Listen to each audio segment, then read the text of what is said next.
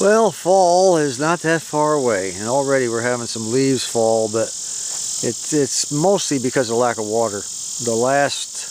We've only had a little water recently. This has been one of the wettest summers we've ever had, but recently things have really dried out, so leaves are beginning to fall. I would imagine within the next 3 weeks we're really going to start seeing a lot of stuff here. And over here we got little Rusty's grave is finally finished. We got the headstone for it. I got the headstone in finally, and that's him right there. It's kind of a cute little place. We can look out the door and see where he's buried. And let me see, what does it say? I kind of like this headstone. It had a cool saying.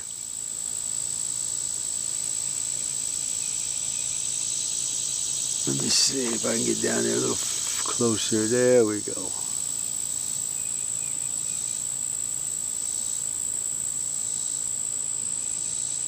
Wifey says she's tired of waiting to get the fence back up. I can't blame her, but you know, we're going to do it tomorrow. My grandson's coming over. We're going to finish it up tomorrow.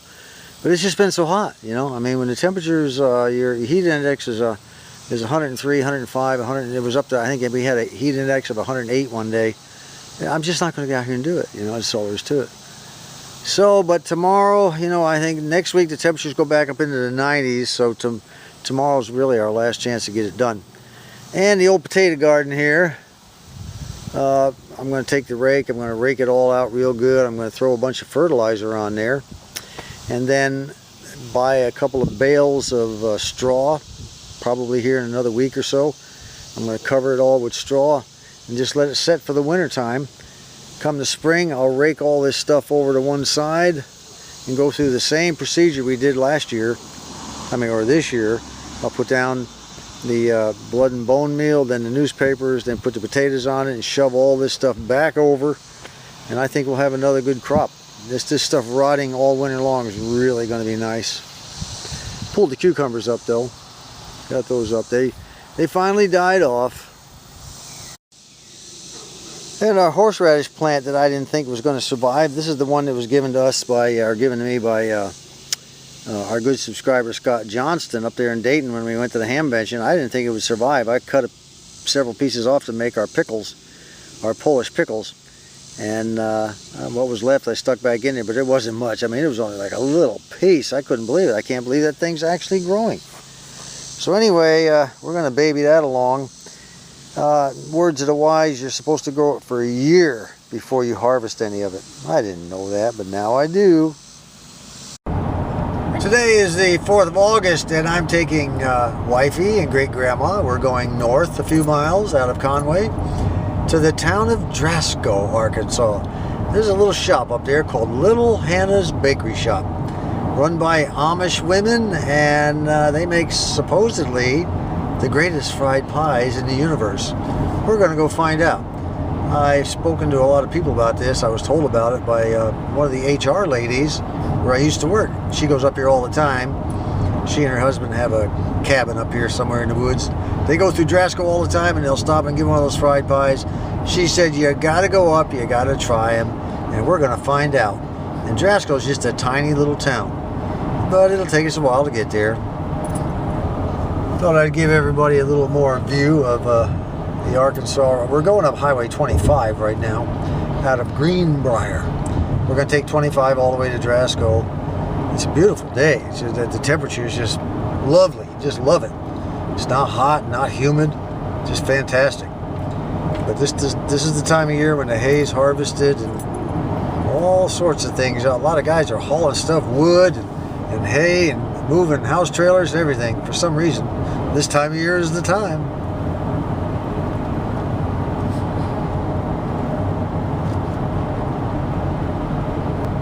There's a lot of farms along this area, cows, all kinds of stuff. They're closing down for the winter as far as the crops go, but it is August, and whatever's left they're going to go ahead and harvest. They'll probably try a second crop of potatoes, and I don't know, whatever they want to try, but it's beautiful country, just really lovely. I kind of like the northern part of Arkansas anyway.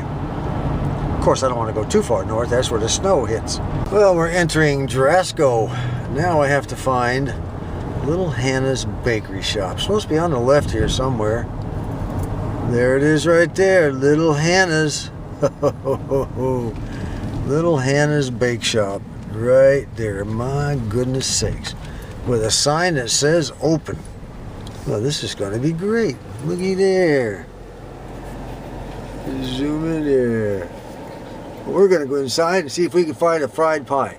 Not only for us, but for the pooches as well. They're all three with us today. Okay, we are inside Hannah's Bakery Shop, and you are, what is your first name, ma'am? Miss Elsie. Miss Elsie. Now, are you Amish?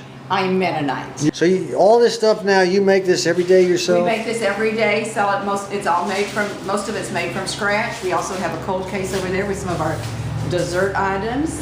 Well, let me tell you what I'm looking at, and what's been recommended to me is to come up here and get one of your fried pies. Okay. Now, they're made fresh every day, right? They're made fresh every day. I have apple and peach today. Apple and peach, so it changes from day to day? No, we have apple, peach, and chocolate. You see, I was told to come up here and get chocolate. And what do you have? No chocolate. Well, everybody else wanted them today. I know. Now, what about this stuff here? Now, this is imported kind of stuff? The jams and jellies are made from friends of ours in Missouri who have a home business. Uh-huh. Are they Amish or Mennonite as well? They're not like we are. So this is kind of a clique going on here, well, man. we also sell local honey. That's not Mennonite honey. That's just a local guy that has lots of bees, and so we. Well, I'll tell you what, you've got quite a reputation. I had never heard of you, but then all of a sudden when I did hear of you, I asked other people. Everybody knew about you but me. It is amazing, you know. We have a wide clientele. Yes, you do. We're and you got. for that. Yep, you got. I went to your website and I went to Facebook and all that. You're there. Pretty neat, you know. I think that's cool. And I'll tell you what, there's guys overseas that are really good. They love my trips around Arkansas, here, there, and everywhere. Okay. All right. To see and meet. Well, are you from Arkansas originally? Originally, I grew up in northern Indiana. Northern Indiana. Yes, yes. And then. I have lived here for 40 years. 40 years. Wow. Well, I'm going to taste, which is best now? I like apple and I also like peach. So which one would you buy if you came in off the street like me and said, gee, which one? Which one would you like? Miss Elsie. Men like apple, ladies like peach. You agree with that, baby? She doesn't know. Okay. If you like apple, I'm sure you would enjoy our apple. I like them both. I make peach cobblers, apple cobblers, all that kind of stuff. Okay. All right. Well, thanks. All right. You're welcome. Well, what do you think, Grandma? Have you taken a taste of your fried pie? Pretty good, huh? I'll taste you first.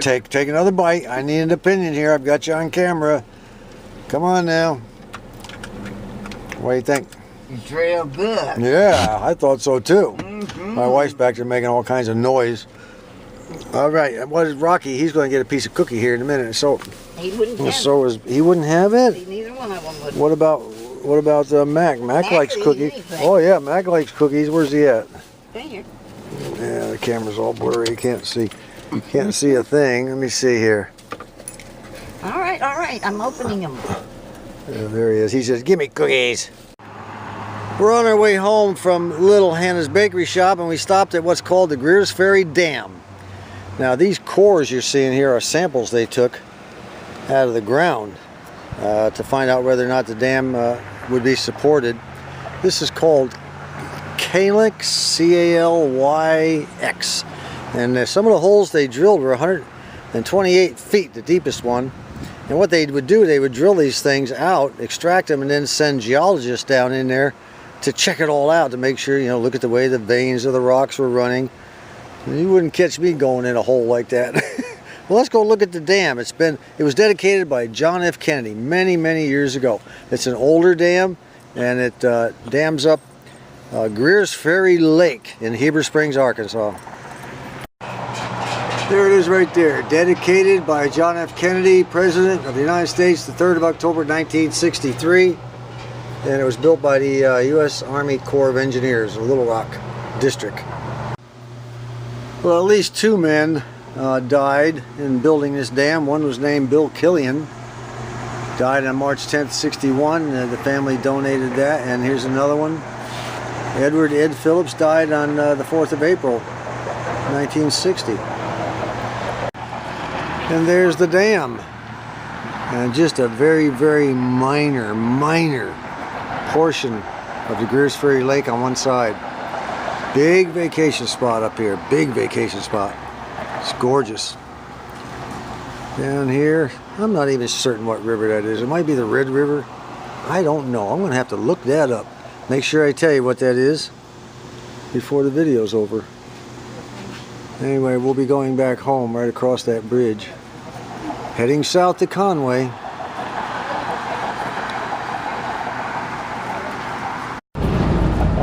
And here we are crossing that dam. Greers Ferry Dam. Really beautiful place up here. This is a really big vacation spot in the summertime. And the town that benefits from all this vacations spot traffic and tourism is Heber Springs. I think they probably benefit the most. We're about to come into Heber Springs right now.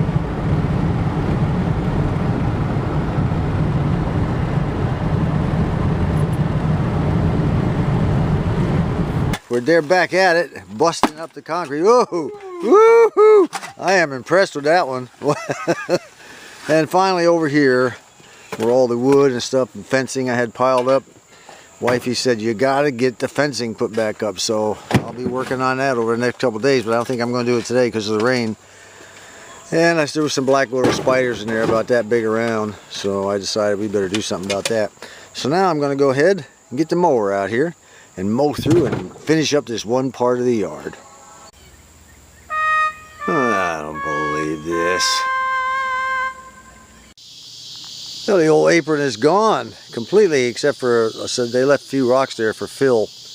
They said it needed to be filled in back this way a little bit. The original pour was way thicker than it should have been, and out here it was way thinner than it should have been. So they're supposed to be back in a day or two to make the forms and then go ahead and get it poured, and I'll be a happy camper. Well, watch what happens when I cycle the old switch in the shop here. No power. We've been without power all day. Some moron hit a telephone pole down the road and took it all out, and they've been working feverishly trying to get things back together. You know, right at the time that I needed my air compressor. My air compressor's got a problem. It needs to be fixed in order so I can, you know, blow up the tire on the lawnmower that's flat.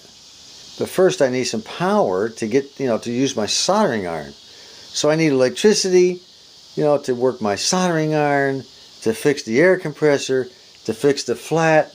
It's one thing after another. Well, at least we had a real pretty sunset today. Now you know why I bought that little Coleman gas burner. At least I'll have some coffee. Well, the cement's being poured bit by bit. Can't wait to see the finished product. Won't be long.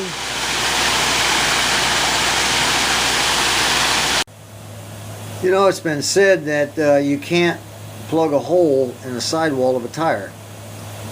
Well, yeah, apparently you can on a lawnmower, but on a regular tire it's not a good idea, but it could get you from point A to point B in order to get the flat fixed. You know, if you had anything to blow the tire up with. Anyway, this one here, I had a hole. I don't know how I wound up with a hole in the sidewall of the tire. It's crazy.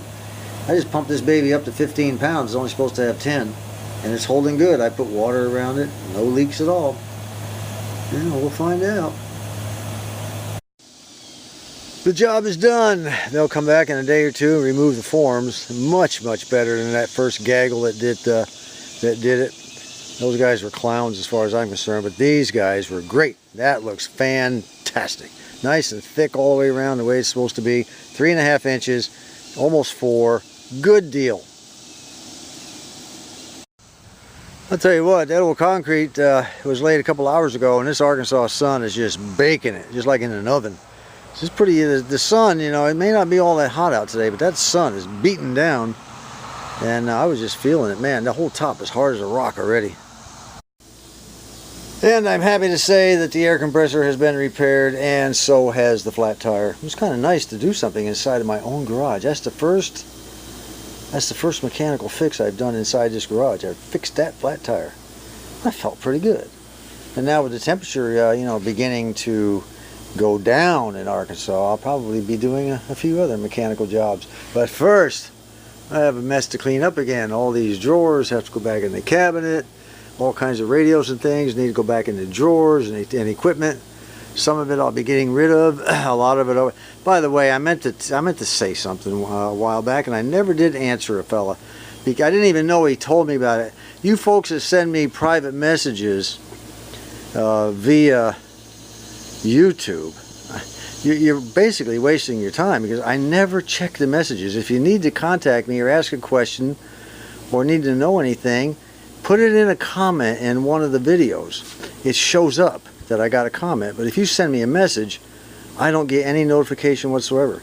But the fellow, I can't even remember who it was. I was perusing the other night. I had a little extra time and found that he had sent me quite a while ago. He wanted to know what I was going to do with this realistic solid state boat anchor wannabe, the DX160 with the speaker. Was I going to sell it?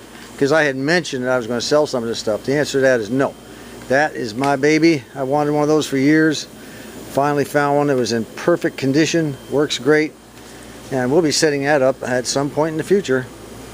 Anyway, until next time, amongst all the junk, this is John. I want you to take a look at this, because it will look a whole lot better in the future. And you're going to say, what did he do with all that crap? Well, I haven't quite figured that out yet.